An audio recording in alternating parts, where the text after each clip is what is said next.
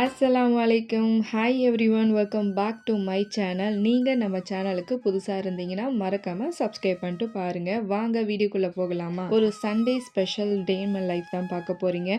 சண்டேனாலே special ஒரு பக்கம் food இருந்தாலும் நம்மளுக்கு நிம்மதியாக தூங்குறது அந்த ஒரு நாள் சொல்லலாம். காலையில் ஏஞ்சிக்கிறதே கொஞ்சம் லேட் ஆகிடுச்சு. அதனால் மார்னிங் பிரேக்ஃபாஸ்ட் இல்லை, ஸ்கிப் பண்ணிவிட்டு டேரெக்டாக மதியத்துக்கு சாப்பாடு செய்ய ஆரம்பிச்சிட்டேன். மதியம் நல்ல பலமான சாப்பாடு. சண்டே ஸ்பெஷல் எங்கள் வீட்டில் என்னென்னு பார்த்தீங்கன்னா மந்தி பிரியாணி தான். சிக்கன் வாங்கிட்டு வந்தாங்க. ஸோ நார்மல் பிரியாணி செய்யாமல் மந்தி பிரியாணி தான் நான் செஞ்சேன். ஆல்ரெடி இந்த மந்தி பிரியாணி ரெசிபி நான் அப்லோட் பண்ணியிருக்கேன். அதனால் நான் இந்த ரெசிபியை ஃபுல்லாக உங்களுக்கு நான் சொல்லலை.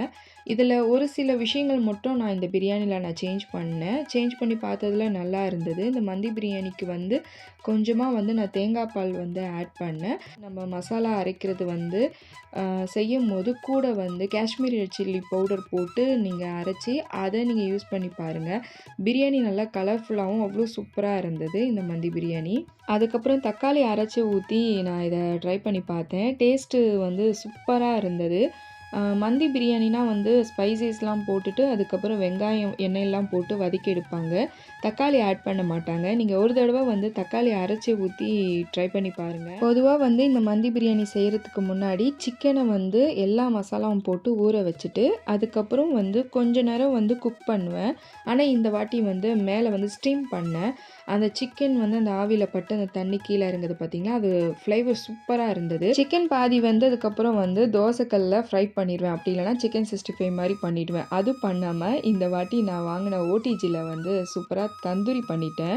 இந்த ஓடிஜி வாங்கினதுக்கப்புறம் நிறைய விஷயம் இது மூலயமா நான் கற்றுக்கிட்டேன். நிறைய விஷயம் இதில் நான் ட்ரை பண்ணிகிட்ருக்கேன். நிறைய ரெசிபி ஃப்ளாப் ஆகிருக்குது. கண்டிப்பாக நான் அதை உங்களுக்கு தனியாக ஒரு வீடியோவாக நான் போடுறேன். உங்களுக்கு அந்த வீடியோ பார்க்கணுன்னா நீங்கள் மறக்காமல் கமெண்ட் பண்ணுங்கள்.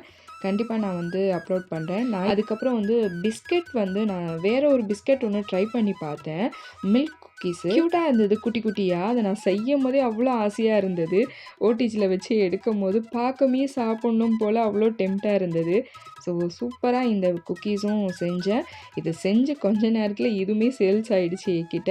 வேறு யாருமே இல்லை, என்னுடைய ஃபேமிலி மெம்பர்ஸ் தான். ஸோ என்னுடைய ஸ்டேட்டஸில் நான் வைக்கும் போது எல்லோரும் இதை பார்த்து கேட்டாங்க. ஸோ அவங்களுக்குமே நான் சேல்ஸ் பண்ணிட்டேன். சாப்பிட்டு பார்த்து இது ரொம்ப நல்லா இருந்ததால் மறுபடியும் கேட்டிருக்காங்க இந்த பிஸ்கெட்டு. ஸோ அவங்களுக்காக மறுபடியும் நான் செஞ்சு கொடுக்குறேன்னு சொல்லியிருக்கேன். அதுக்கப்புறம் என் ஹஸ்பண்டுடைய ஃப்ரெண்ட்ஸ் சைட்லலாம் நிறைய பேர் இந்த கீ பிஸ்கெட் கேட்டாங்க. அவங்களுக்காகவும் இந்த பிஸ்கெட்டு செஞ்சு பேக் பண்ணி அவங்களுக்குமே அழகாக பாக்ஸ் பண்ணி கொடுத்தாச்சு. பொதுவாக சண்டே சொன்னாலே கொஞ்சம் ஸ்பெஷலாக இருக்கும், பிஸியாக தான் போகும். கண்டிப்பாக என் ஹஸ்பண்ட் கூட நான் வெளியே போகாமல் இருக்க மாட்டேன். அந்த ஒரு நாள் ஹாப்பியாக என்ஜாய் பண்ணுவேன்.